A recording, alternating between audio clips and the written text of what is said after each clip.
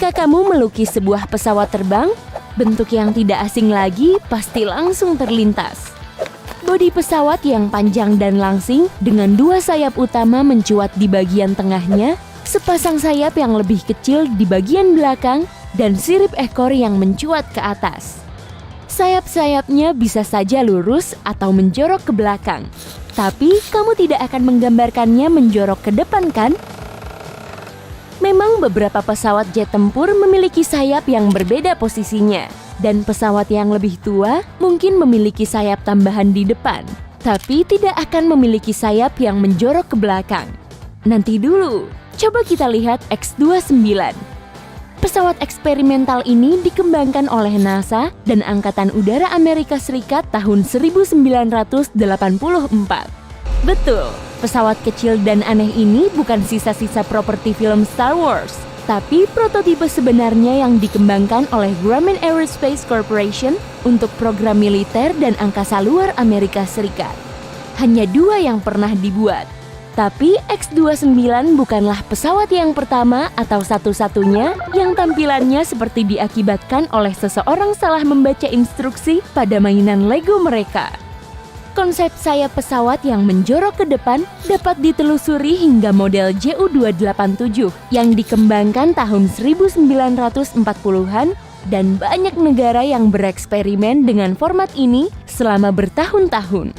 Kekurangan yang menghalangi model ini untuk digunakan oleh pesawat pada umumnya setelah percobaan selama beberapa dekade adalah pesawat dengan sayap menjorok ke depan dapat menjadi mimpi buruk bagi orang yang menerbangkannya. Ini menjadi masalah sehingga X-29 harus dibuat dari bahan komposit yang canggih supaya dapat mencegah masalah yang ada. Maksud saya, coba lihat saja bentuknya. Saya terkejut ada orang yang dapat menerbangkannya. Dengan cacat desain yang begitu nyata, mengapa begitu banyak orang yang mencoba bertahun-tahun agar pesawat ini berfungsi? Sebelum saya dapat benar-benar menjawab itu, pertama-tama kita harus memahami apa yang ingin dicapai oleh sang perancang terlebih dahulu.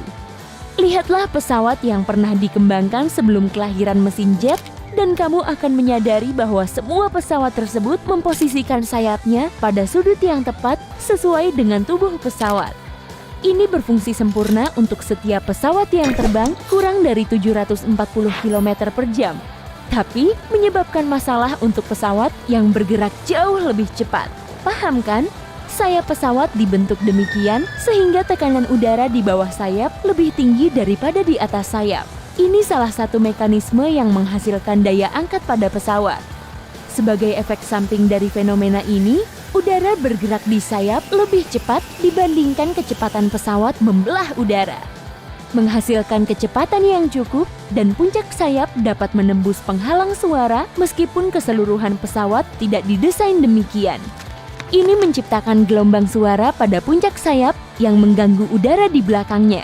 Ini mengurangi daya angkat yang dapat dihasilkan sayap depan. Di saat yang sama, meningkatkan daya angkat yang dihasilkan sayap belakang. Sebagai hasilnya, hidung pesawat dipaksa turun. Ini menyebabkan pesawat kehilangan ketinggian dan memperoleh kecepatan tambahan, membuat masalahnya semakin buruk. Saat ini terjadi, pilot penguji yang berpengalaman sekalipun tidak dapat mengatasinya. Pesawat pertama yang mengalami masalah ini adalah pesawat yang diberi nama unik dan berpenampilan aneh, P-38 Lightning.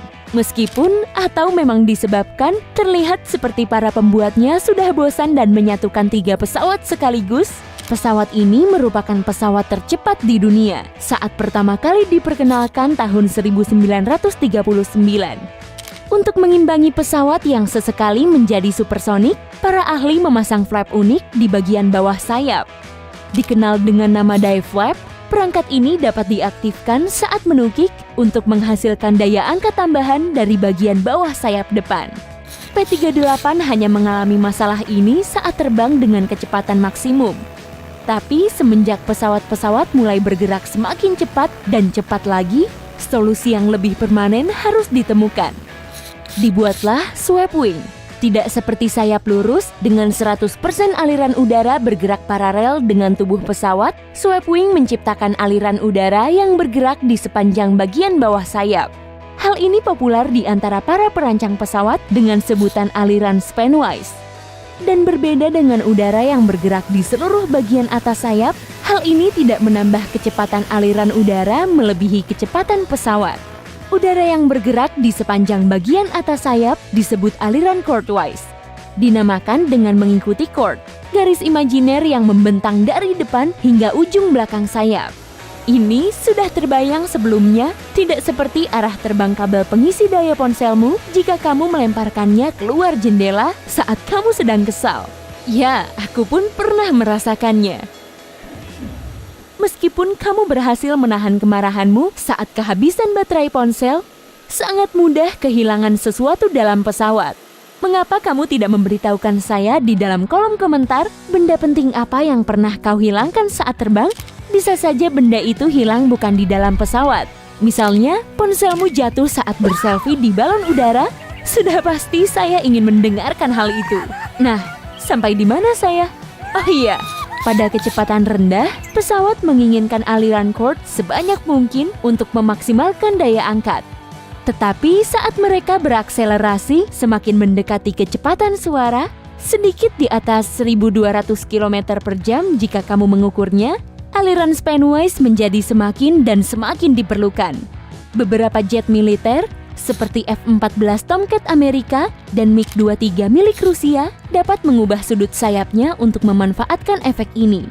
Pesawat udara dan pesawat luar angkasa lainnya, seperti Avro Vulcan dan pesawat ulang-alik NASA, menggunakan sayap delta segitiga, alih-alih memecahkan masalah yang sama. Hal ini lebih dapat diandalkan, tapi dengan konsekuensi tarikan tambahan.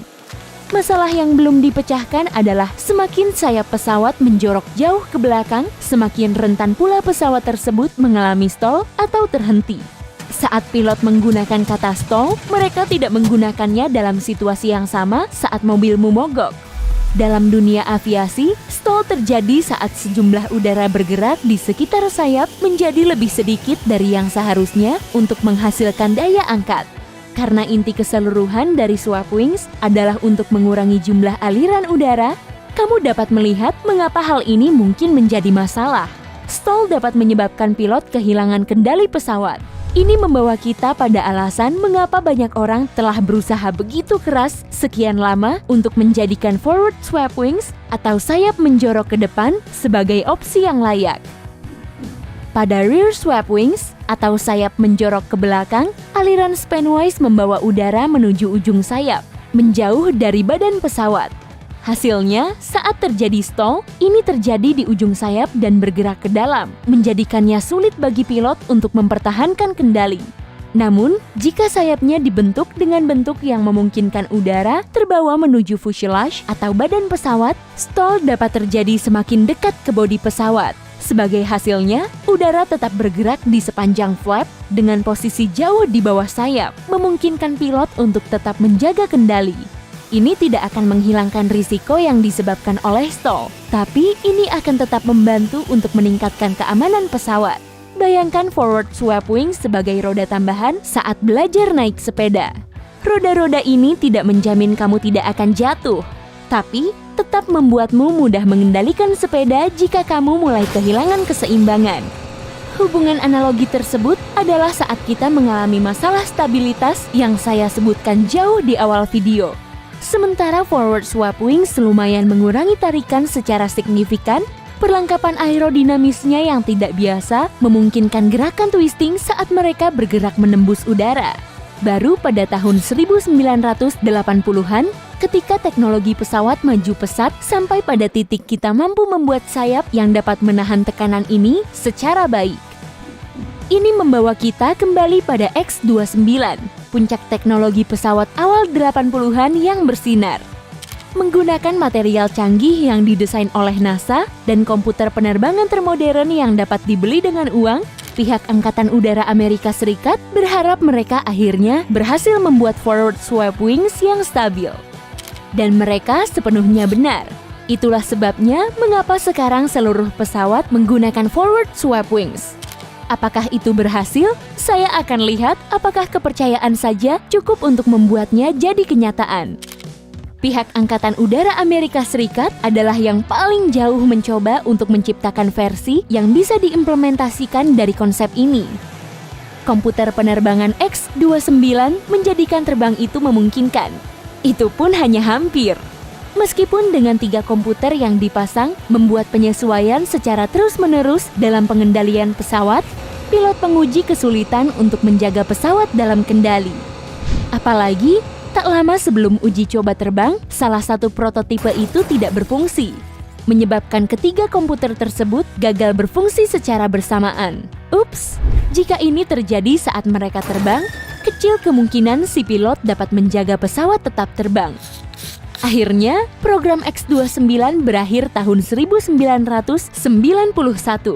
Meskipun NASA dan Angkatan Udara Amerika Serikat belajar begitu banyak dari sekian banyak pengujian dan penyesuaian selama 1 dekade, desain praktis tetap tak terimplementasi. Tetap saja, masih ada orang yang belum menyerah terhadap konsep ini. Dan masa pesawat bersayap menjorok ke depan dapat segera terwujud. Hei, mungkin mereka harus itu loh, mengepakkan sayap. Hehe. Jadi, jika kamu mempelajari sesuatu yang baru hari ini, maka simpan saja sendiri. Jangan. Kamu harus mengeklik suka dan bagikan video ini dengan temanmu. Dan berikut ini beberapa video keren lain yang saya pikir akan kamu sukai. Cukup klik ke kiri atau kanan, dan ingatlah, kamu tahu apa yang harus kamu lakukan. Tetap berada di sisi terang kehidupan.